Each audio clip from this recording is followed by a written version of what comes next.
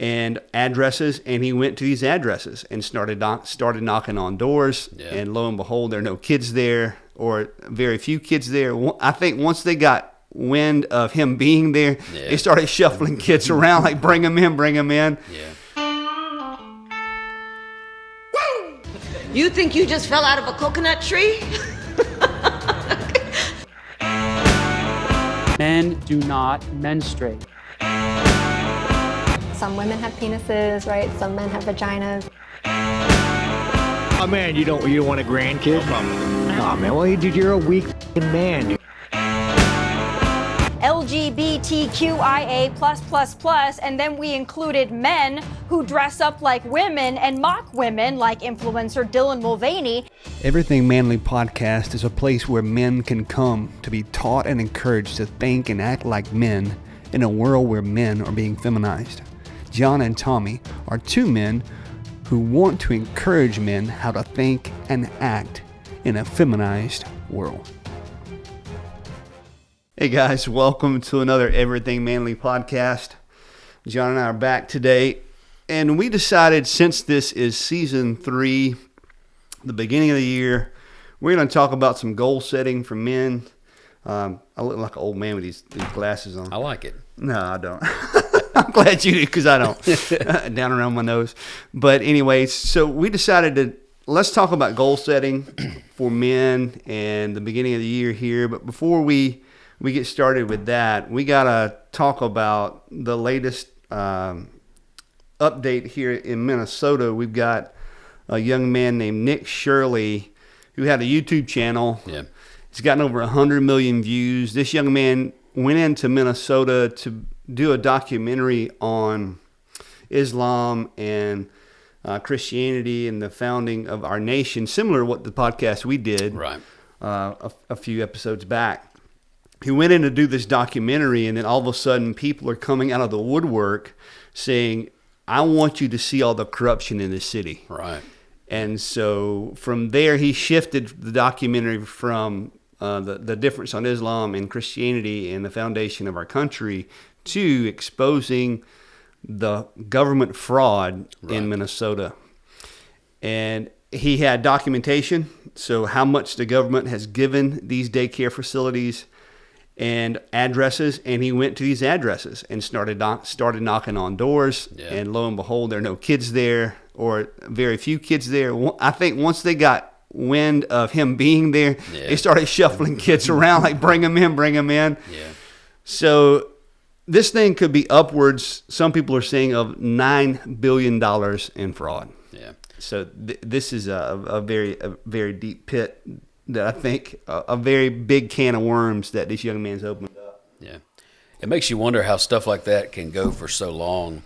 And as we talk about in relationship to men, you know, you wonder when things like this happen, at least I do, is like, where's the guy who doesn't stand up along the way and just say, hey, this doesn't sound right. Like this, or like whether it be somebody at the local municipal level, some commissioner guy, whatever, you know. But because obviously if this can happen in this one city, it's happening everywhere, you know.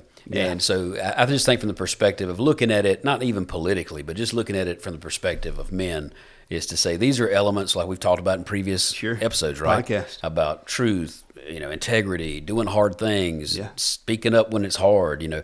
That's the kind of stuff I look at this and I see. And I mean, I don't even know this young guy. I mean, I've seen the videos like everybody else, but man, that takes a lot of courage, you know, to do that. And I'm pretty sure he's been threatened, you know. I mean, he's got 24/7 security with him now. So his life has radically changed. It's definitely not the same. So it would be easy to know that and not say something. But to know it and then to say it and promote it, you know, display it. I mean, that took a lot of courage. And what I think is interesting is this is a no-name young man. Right, I mean, a year ago, 2 years ago, a few hundred people maybe knew him on his YouTube channel. Right. But now he's the face of this movement, of this exposure. And I think it's very interesting. There was someone in the House of Representatives, I think, in Minnesota that had brought it up. Brought it up, exposed it, brought it to this guy named Mark, brought it to his attention, and they basically printed off how much the government is giving these people, the addresses of these locations, the name of these businesses, and they start knocking on these doors, and there are very few kids there, if you ask, how can y'all sign my kid up, they would go, we're full. It's telling, and not just telling, because when you look at the video, you can see the Somalians who are running these places, the majority of these places, they're infuriated. And they don't have an answer for what he's asking, so they automatically try to take this and make it emotional. Right. Make it a religion thing, or make it a race thing, which Nick keeps repeating time and time again. It's not about that. It's a fraud thing. Yeah. It's a truth thing. Yeah. And it comes back to what you were saying and what we did in season 1 and talking about these key attributes every man should have. Every man should hate a liar. Because just like you said in the beginning, if we allow lies to continue, then theft is going to take place. And so these people have been able to lie long enough, and people have been in high positions of power long enough, and now they're beginning to rob from the taxpayers of this state.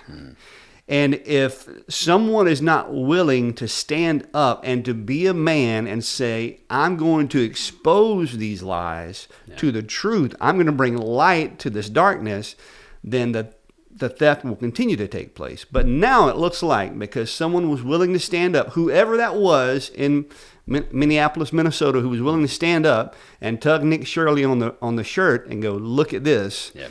And then you had Nick Shirley that was willing to stand up and now has to have security 24/7 on himself. Now you're going to see change take place. But it takes a man, not just a man, women too, takes people who are willing to stand up and go, you know what? I'm going to stand on the truth, the principle of integrity. This is wrong. This is robbing from people. Because it's so easy to get caught up in the emotion of this all, right? And to just listen to it and go, oh, I don't know what I can do. Well, yeah, you know what you can do. You got to stand on truth and expose the lies and have integrity and be willing to stand up and take the blows for whatever it's worth. Yeah.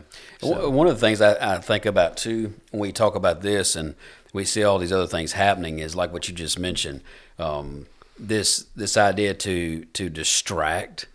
In other words, like, here's the issue, but I want you to look over here, and it's race or religion. It's not what you're saying it is. It's over here. Yeah. And so, smoke and mirrors, right? Yeah, right. It's all about distraction. Yeah. Putting this behind my back. Yeah. And when you look at like this fraud thing, or you look at even some of these protest things that are obviously all over the place right now, a lot of it, when I see stuff like that, it wants me to like pull back and say, what am I really missing? Because it seems like some of this stuff is distracting me from what's really, really going on. And I find it very convenient that you bring, not only that you brought that up, but I find it very convenient that we see what took place in the Baptist church this weekend in Minnesota. Yeah.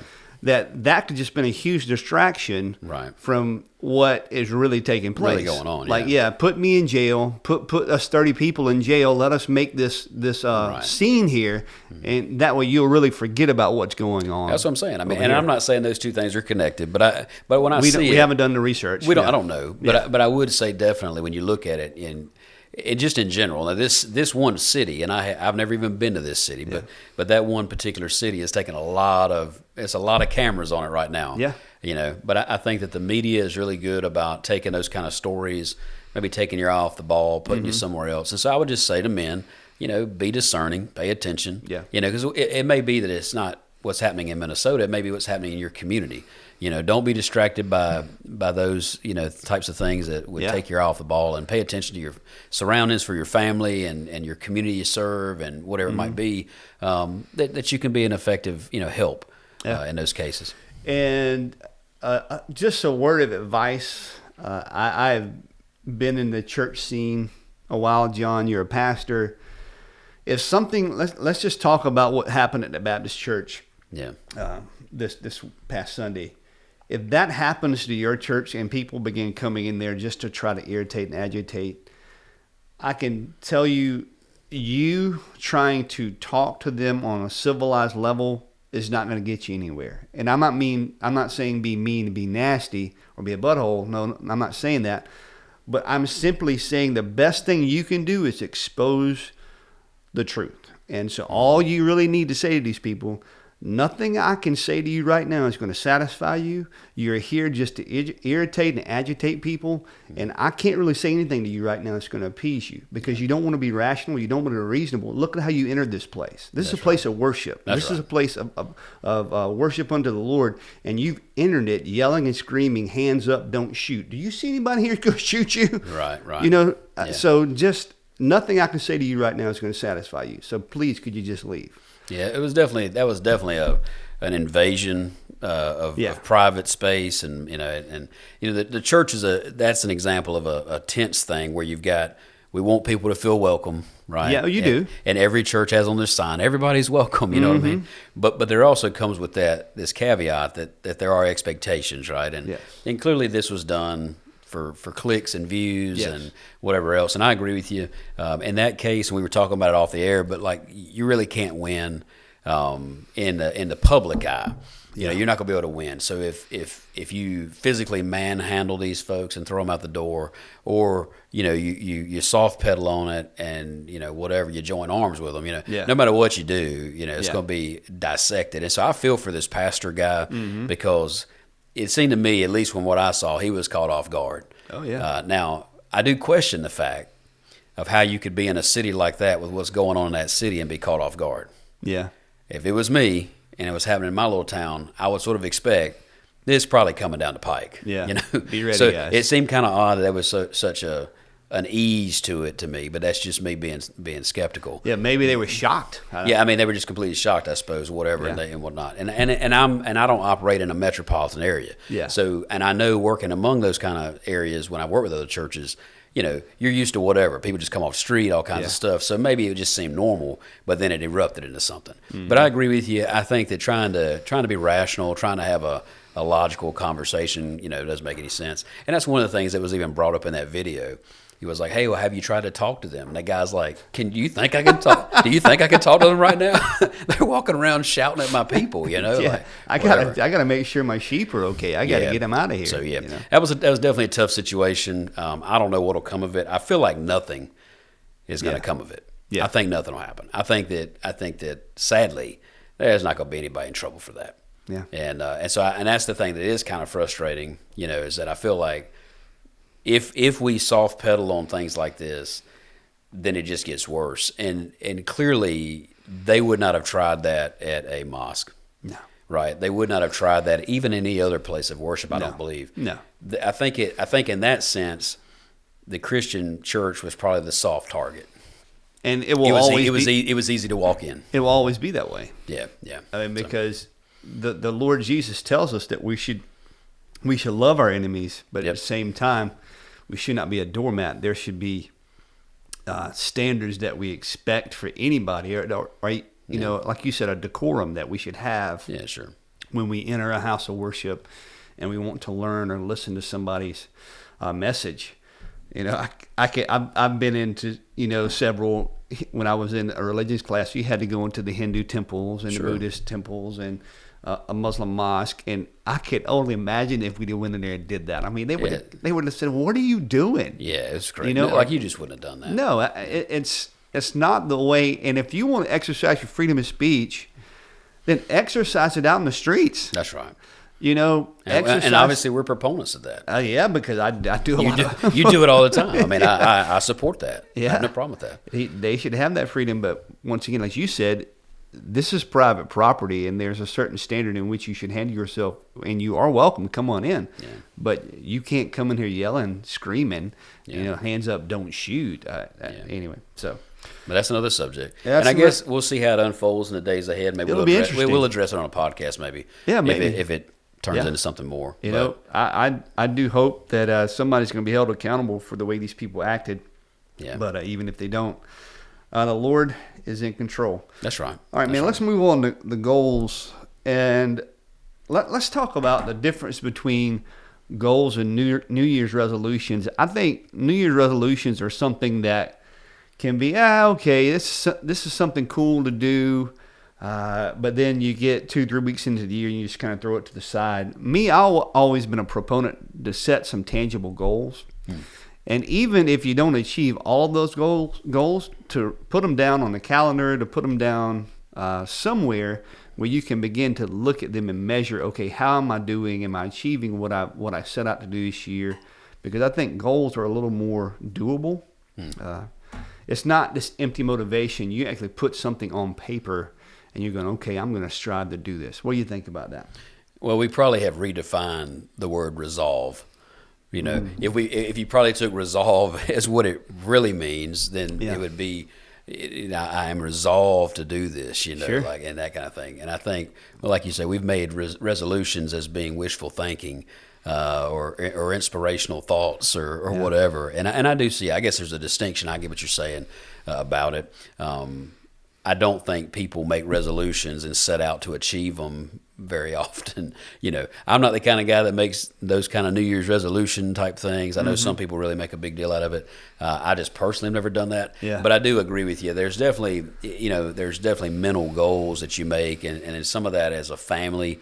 You're going to sit down and have these conversations with your loved ones, maybe your children or your wife or whatever, and walk through that. And I think that's healthy. I think it's healthy for a dad or a guy to lead in that, to be able to show your kids that I'm not just a slob who's sitting around and everything's just going to happen. But I do have kind of got a plan. We got an idea what's going on. We're going to, one of the things we say all the time at our house, and I say it even in my church life, is I'm not afraid to back up and punt.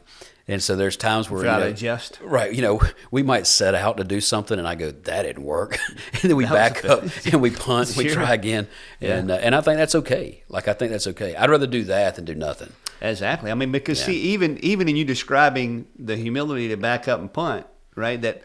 That shows you're not being comfortable. Yeah, you're striving for something. You're striving for excellence, even if it's backing up and adjusting the plan.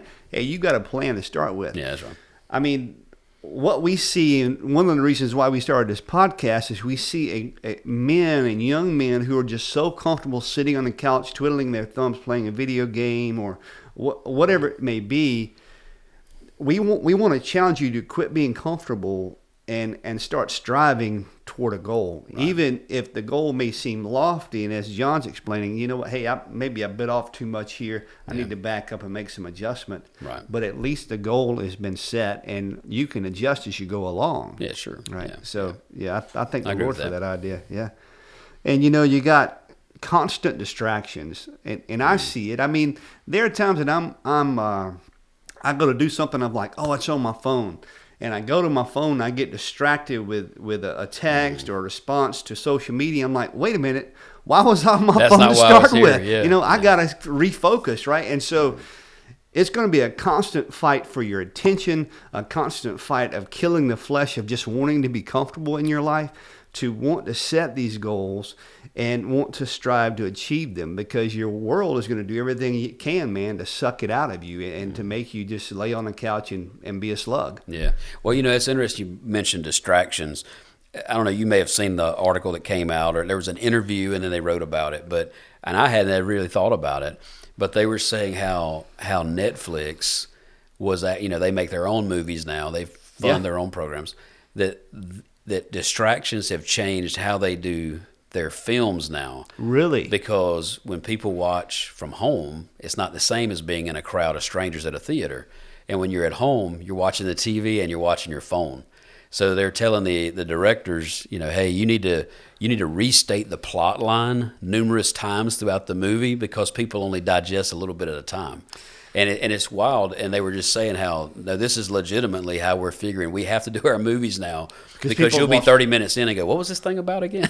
Because they're looking at their phone. And I read that, and I said, that didn't happen. Then I'm like, I do the same thing. It does happen. Right? I totally do the same thing. And it's just something that's like that. So that's a good word, man. I mean, and it's not that you're doing anything bad. Mm-mm. It's just you're doing something that's not the best, right? And you're doing something that's you're just disengaging your brain. Yeah. And so if we'll do that just watching the movie, then I know we'll do it in our goal setting. Sure. We'll be distracted by lesser things. It'll be so easy for us just to drift. Yeah. I mean, let our mind wander here instead of make a decision. And do something. And so what John and I are explaining, listen, if it's happening to us, and we're the ones sitting here talking about it, we know it's happening to you because you're a man just like us. Yeah. So you have to make a decision in your mind. Okay, I'm going to set these goals, and you're going to have to focus in.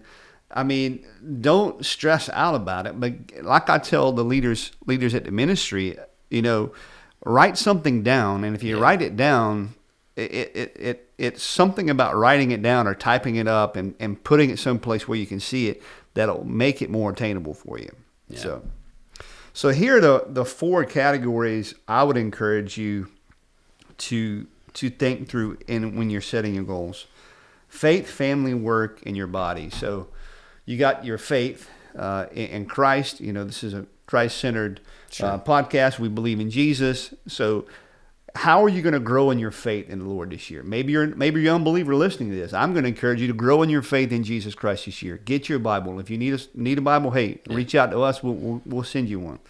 So grow in your faith and write down, okay, what am I going to do? Am I going to read through the Bible this year? Maybe you've never read through the Bible. Am I going to memorize 5 verses this year? One verse, or whatever it may be. Just write that goal down so you have it. And then you were talking about family. Mm-hmm. Having a family goal set, mm-hmm. maybe writing down a family mission statement. I know when my girls were young, we wrote down a family mission statement, and I need to revisit that. Even though the girls are older now, one's moved out and got her life, and got another one in college. But I think it's good to revisit these things and at the seasons of life where we're at. Yeah, where we're at, yeah. And things change so rapidly, like in the family dynamic. Like things can change physically, health-wise, or things can change with, like you say, kids at different places. And so I agree with that. And it's good. I mean, for us to, I think at our house, we talk a lot. We try our very best to do like at least a meal at the table, you know what I mean, kind of thing, on a really consistent basis. So, we try to be at home, and share that. And it doesn't always happen, it's just life. But I would say more often than not, at least once a day we're together. Now, other than that, we're always gone, Yeah.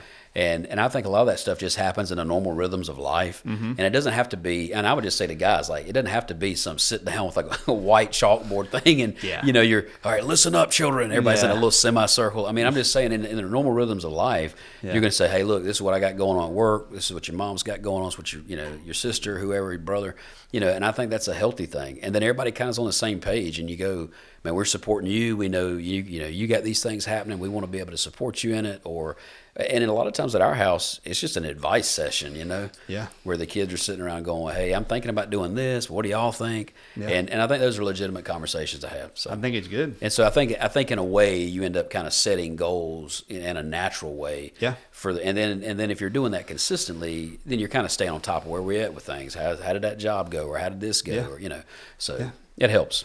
It's communication, and that's really what goal setting is, really communicating with yourself and to others who are in your life. Yeah. Right?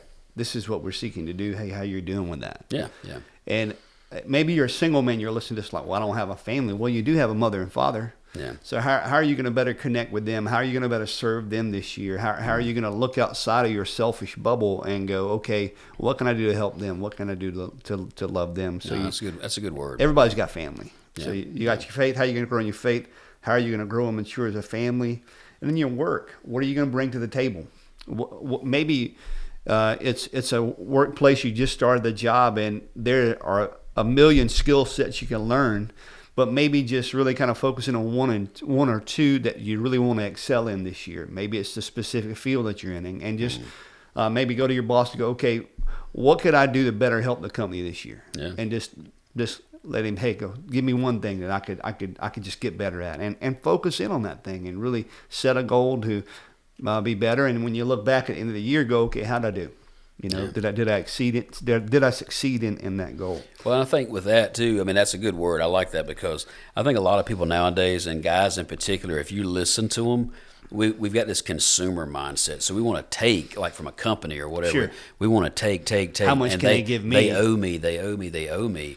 And I'm not talking about your pay or whatever, but I'm saying, like, a lot of times you just notice it in work ethic. Mm. You'll notice it in the way guys do what they do, or how they make production for their boss. And there's this resentment about it, and I think it's cultural. I think it's like it's sort of like we're entitled, and I think it would help, especially for young men, to say, man, I'm learning, I'm growing. I want to help you as a boss, or you as an employer, be the best you can be, because ultimately that's going to benefit and bless me. Sure. And at the end of the day, you might have a terrible boss or a guy with a bad attitude or whatever else, but you're standing before the Lord, right? Amen. And I think we could use a generation of men to say, I want to be the kind of guy that's producing and giving and not just always taking and sucking the life out of everything, because we got too many people like that. I mean, even if you have a boss who's just irritable, he's not a good guy to work for. If you come to him and ask him, hey, boss, how can I better serve this company? Yeah. I can promise you he's not going to say, boy, get out of my face. Yeah, it's like the kid on the basketball team, right? He comes, hey, help me get my jump shot better. The coach loves that kind of thing. It's not going to shun you for that one. Yeah, no, that's a good word. So, I would definitely encourage you. Be a good example at work. Yeah. And then also your body, your physical body.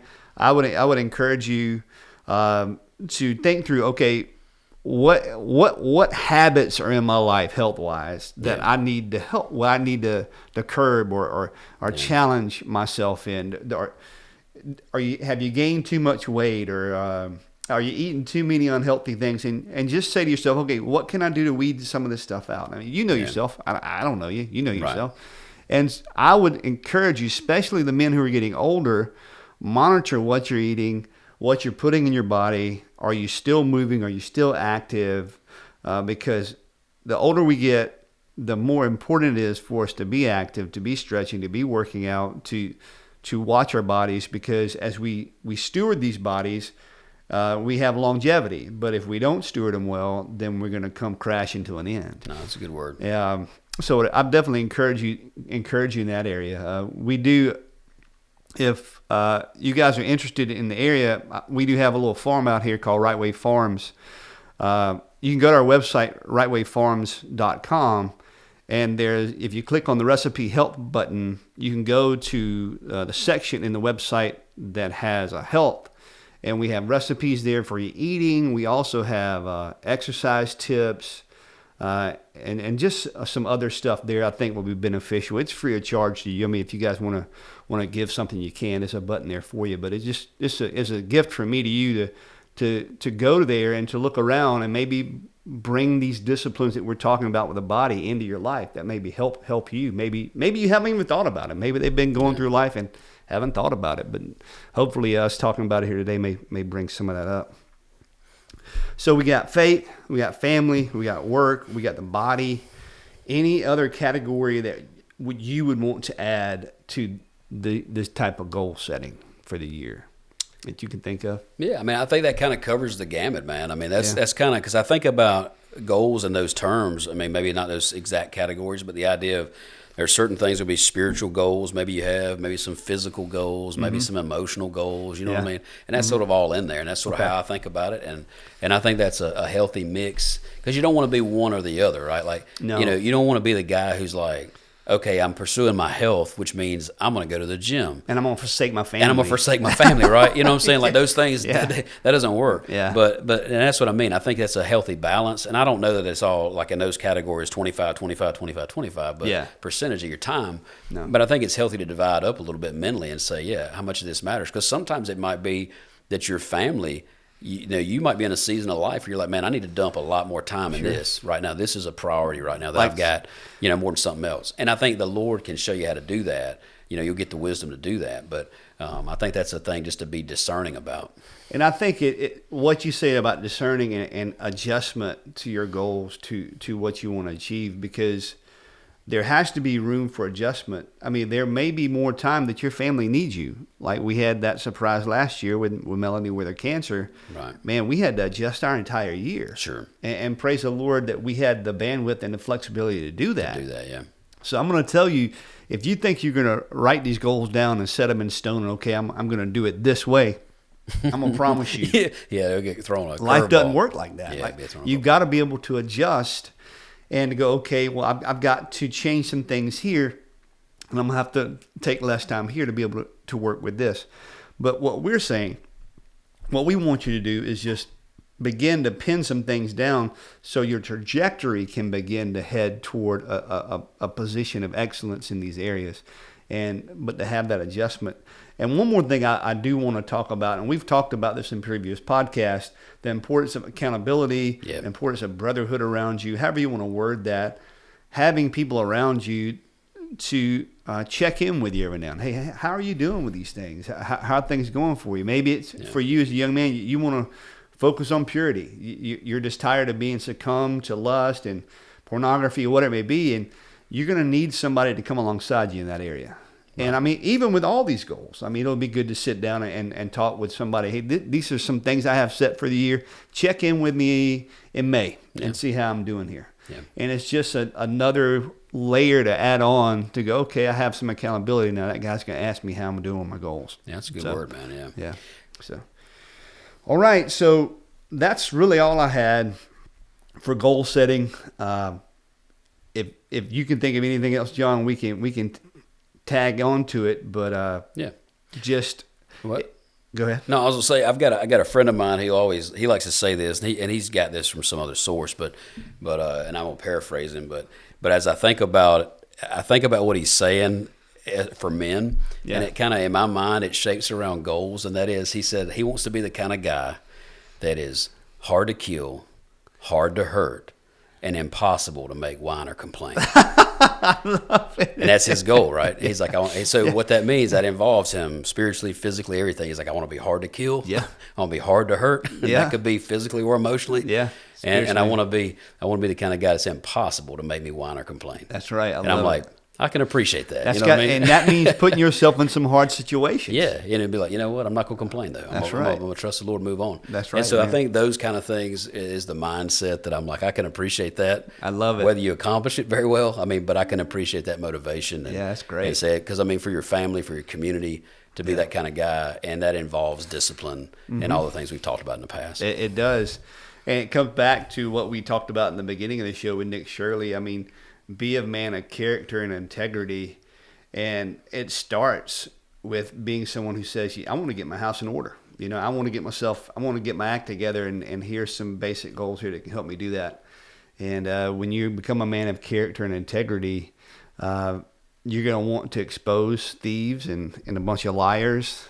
And I thank God that this podcast has started to hopefully encourage some of you to want to be men of character, integrity, and setting these goals and putting these goals in place are going to make you that man. That's right. All right, guys. Don't be a pansy in 2026. There you go. Do not be a pansy in 2026. And don't forget, if you want some swag, I don't have the shirt on today because it's dirty, but you can get you Everything Manly shirt or an Everything Manly hoodie. And we're supposed to be getting some cold weather. That's right. So go ahead and order it now so I can mail it to you so you can have it before the weekend comes. That's right. All right, guys. We'll see you next time. Thanks for joining us in the Everything Manly podcast.